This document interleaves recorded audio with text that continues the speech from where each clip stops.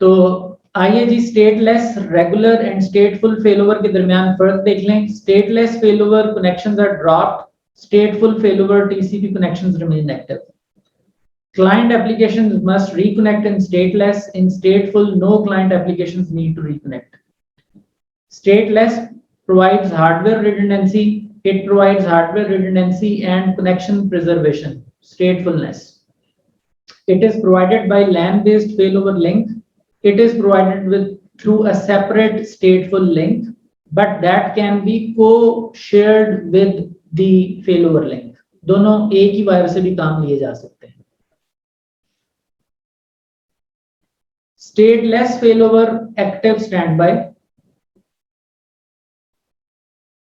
ये active firewall है, ये स्टैंड बाय फायरवॉल है। एक को हम प्राइमरी बोलते हैं, एक को सेकेंडरी बोलते हैं।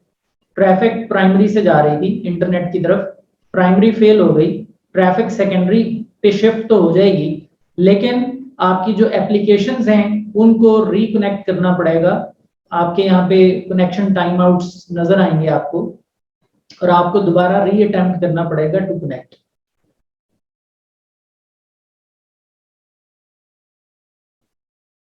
एक्टिव में क्या होगा, ये अब कॉन्टेक्स्ट आ गए, इसको हमने अभी डिस्कस भी किया कि एक कॉन्टेक्स्ट एक्टिव है तो दूसरा स्टैंड बाय है, इसमें पहला स्टैंड बाय है तो दूसरा एक्टिव है। सो आधे लोगों के लिए हमने एक साइड यानी 2 कॉन्टेक्स्ट में से ट्रैफिक गुजारी हुई है, आधे लोगों के लिए 1 में से गुजारी हुई है।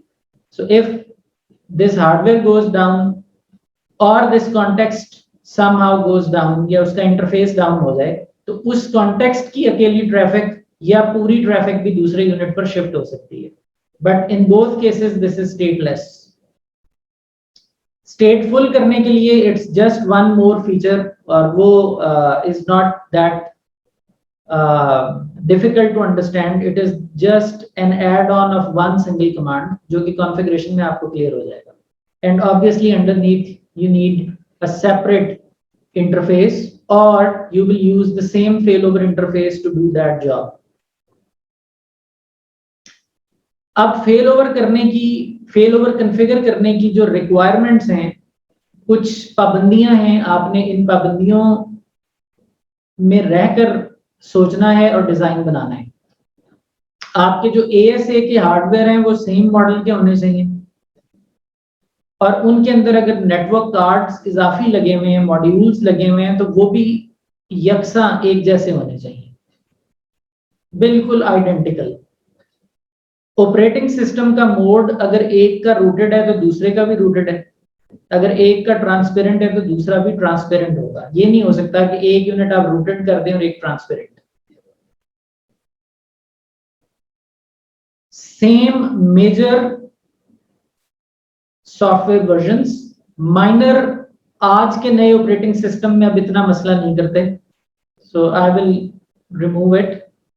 Major at least should B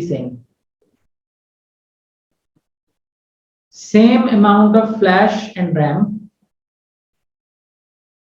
and proper licensing, which means कि फेल ओवर का फीचर एक्टिवेटेड। और अगर कॉन्टेक्स्ट बेस्ड फेल ओवर करना है यानी एक्टिव तो कॉन्टेक्स्ट के लाइसेंसेस।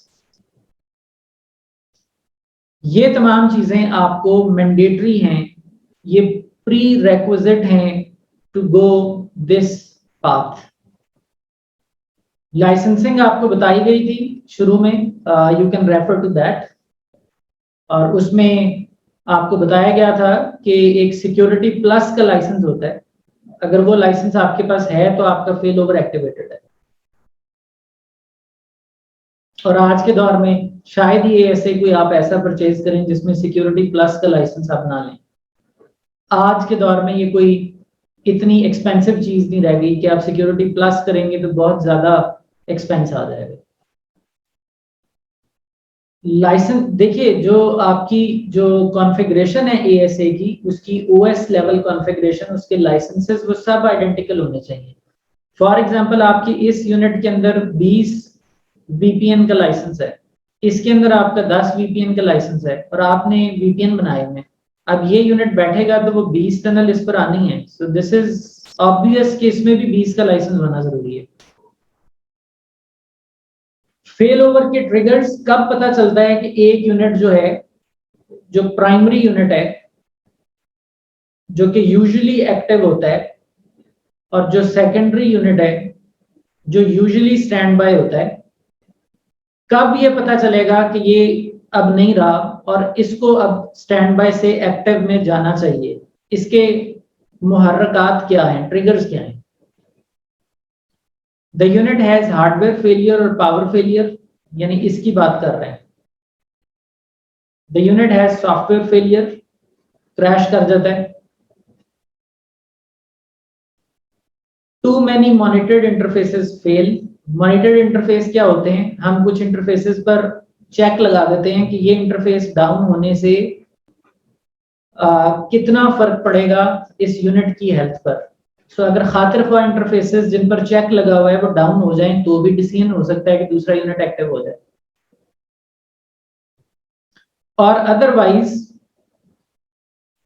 इस यूनिट के ऊपर जिस पर एरो है, इस पर कमांड दे दी जाए no fail over active. Administrator खुद चाहता है कि वो थोड़ी देर के लिए, कुछ भी नहीं हुआ इस यूनिट को, लेकिन वो चाहता है कि थोड़ी देर के लिए ट्रैफिक ये प्रोसेस करे और हमने इसकी कोई मेंटेनेंस करनी है, तो हम ट्रैफिक को दूसरे पर ले जा सकते हैं और इसकी मेंटेनेंस कर सकते हैं। तो हम मैनुअली भी खुद चाहते हुए भी फेल ओवर को ट्रिगर कर सकते हैं by giving a command no fail over active.